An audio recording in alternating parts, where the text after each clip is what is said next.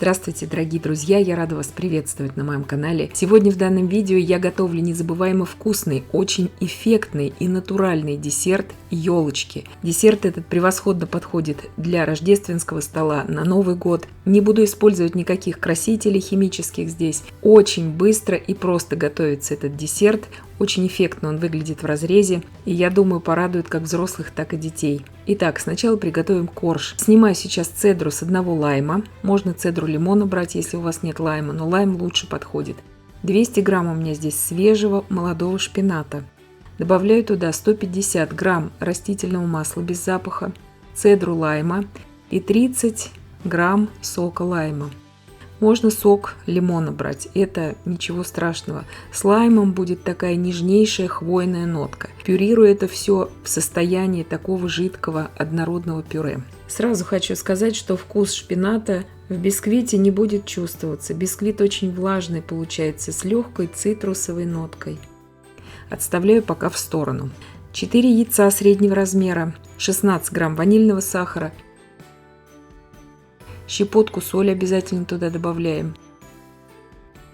Начинаю взбивать до состояния пены. Добавляю туда сейчас 240 грамм сахара. Повзбивала примерно 3 минуты и добавляю туда всю смесь со шпинатом. Шпинат можно также брать, конечно же, и замороженный. Чем моложе шпинат, тем более идеально он подходит. Сейчас просто перемешиваю до однородности, ничего уже долго взбивать не нужно. Легкая цитрусовая нотка будет в тесте чувствоваться. 300 грамм муки, 8 грамм разрыхлителя туда просеиваю. Все просто перемешиваю, ничего уже не взбиваю. Духовка у меня уже разогрета на 160 градусов Цельсия. Здесь просто все перемешиваю миксером до однородности, чтобы все комочки муки полностью разошлись в тесте. Выпекать буду в форме. С дном у меня здесь форма 34 на 24 сантиметра. Обычная форма для выпечки. Вы можете прямо на целом противне это выпекать, еще быстрее будет выпекаться. У меня этот корж будет выпекаться примерно полчаса. У меня прошло полчаса, 160 градусов, режим вверх-вниз без конвекции, я его выпекала на среднем уровне. Проверяю его шпажкой, он не должен прилипать к пальчику, когда мы до него дотрагиваемся, но и в то же время не нужно его зажаривать до такого коричневого состояния. Как только он у меня остыл до комнатной температуры, я его нарезаю на коржи, то есть верхний слой я с него сняла. Коржи очень нежные, немножко даже так надломились они у меня. Но это на самом деле ничего страшного, я все равно вырубками вырубаю вот такие кружочки из этих коржей. Здесь у меня обычная кондитерская вырубка 4 сантиметра, здесь 3 сантиметра, основание у кондитерской насадки большой. Я думаю, сейчас кондитерские насадки есть практически у всех в наличии. И маленькие кружочки я вырубаю кондитерской насадкой, у которой 2 сантиметра основания, то есть маленький. И я делаю уже вот из этих вот из шапочек. То есть все это делается очень просто и быстро. Главное здесь просто вот наладить свою работу. Обязательно собираю все эти обрезки, ни в коем случае не выбрасываю. Обрезков понадобится здесь очень много. Сразу говорю, десерт здесь я снимала для видео, чтобы был здесь целый лес из елочек. Вы же можете брать половину этой порции или даже четверть. Поэтому все на ваше усмотрение. Я вам сразу говорю, что здесь у меня большая порция. Измельчаю измельчителем обязательно всю эту крошку. Руками так измельчить не получится, лучше брать измельчитель. И делаю очень быстрый сырный крем. Также сюда можно использовать любой заварной крем. Из плейлиста рецепты кремов на моем канале. Здесь у меня 300 мл очень холодных сливок для взбивания, 16 грамм ванильного сахара, 100 грамм сахарной пудры, 300 грамм очень холодного охлажденного из холодильника, я имею в виду творожно-сливочного сыра, 250 грамм очень хорошо охлажденного сыра маскарпоне. Взбиваю все это просто до устойчивых пиков. Получается такой базовый, превосходный сырный крем, который всегда держит форму, всегда получается. Взбивала я примерно 6 минут моим маломощным миксером. И начинаю сборку пироженок. Сейчас показываю большие елочки, которые из 3 коржей, скажем так, состоят. То есть кондитерский мешок лучше всего здесь использовать. Вот так вот можно их, держа уже в руке, собирать.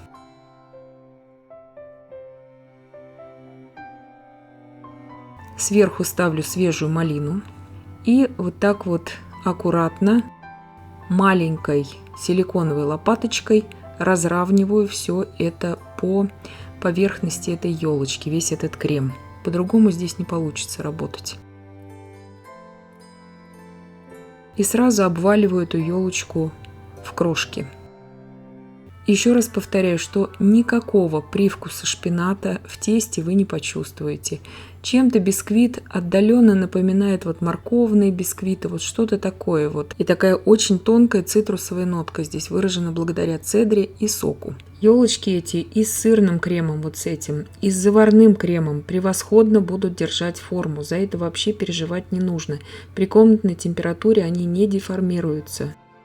И также можно вот таким образом делать при помощи шпателя. Также насаживаю обязательно сверху малину. Малина вообще со шпинатными бисквитами – это идеальнейшее сочетание. Это очень красиво выглядит в разрезе, это очень красиво выглядит на праздник. И вот так можно шпателем придерживать. Это кому как удобнее. Здесь просто крем сзади тоже сосредотачивается на одну эту сторону. Ну, свои есть плюсы, свои минусы. Поэтому показываю вам два варианта сборки этого пирожного. По поводу крема, еще раз повторяю, любой заварной крем вы можете использовать на йогурте, вот замена крему чиз превосходно. Я вам оставлю в описании к данному видео этот рецепт. И посмотрите этот рецепт, его также можно использовать для этих пирожных. Просто здесь я сделала очень быстрый вариант, кому нужно быстро. Эти пирожные можно приготовить заранее, особенно этот корж. И, допустим, накануне праздника их готовить за сутки заранее, ничего с ними не произойдет. Даже если у вас малина свежая, качественная, с малиной тоже ничего не произойдет. Сразу говорю, что малину замороженную лучше здесь не используйте, она даст сок, она потечет все равно у вас.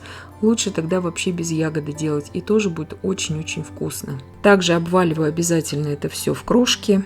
Обваливаю также и маленькие пироженки. Вот маленькие, они идеальны на 2 укуса. И я считаю, что это оптимальная величина у этого пирожного. Трехслойные, так сказать, пирожные это я сделала для видео, чтобы вы посмотрели. Именно чтобы создать эффект этого леса, так называемого, из елочек. Это очень красиво, просто бомбически смотрится в качестве декора на столе. А те, которые состоят из 2 коржей, назовем их так, потому что это все равно коржи, они оптимальные по размеру. Именно, так сказать, на 2 укуса, вот эти вот из 2 коржей, которые состоят, просто ненавязчиво, именно чтобы полакомиться. И в то же время незабываемый, я бы сказала, несравнимый ни с чем вкус получается, с такой легкой ноткой лайма.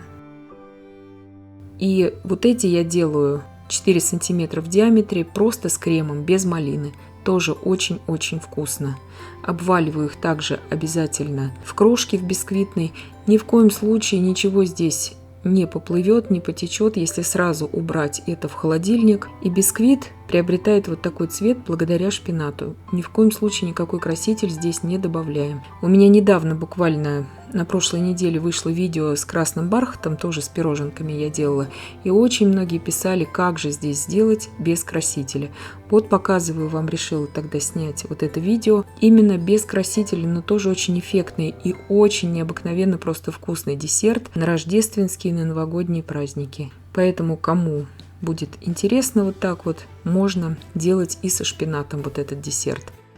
Превосходно их можно брать в руку, пироженки, то есть они идеально просто держат форму. Посыпаю здесь сахарной пудрой, но сразу говорю, если вы захотите посыпать сахарной пудрой, посыпать следует их непосредственно перед подачей, потому что десерт влажный, бисквит очень влажный, сахарная пудра будет таять. Идеальный здесь вариант брать именно не тающую пудру, она сейчас продается в больших супермаркетах, она продается на всех маркетплейсах, и она продается, естественно, во всех кондитерских магазинах. Поэтому лучше всего, если вы хотите надолго их посыпать, и чтобы уже больше ими не заниматься перед подачей, я имею в виду, лучше всего использовать здесь именно не тающую пудру. Вот так превосходно это разрезается ножом, это из 2 коржей, скажем так, и большую елочку разрезаю, которая из 3 коржей. Превосходно все нарезается.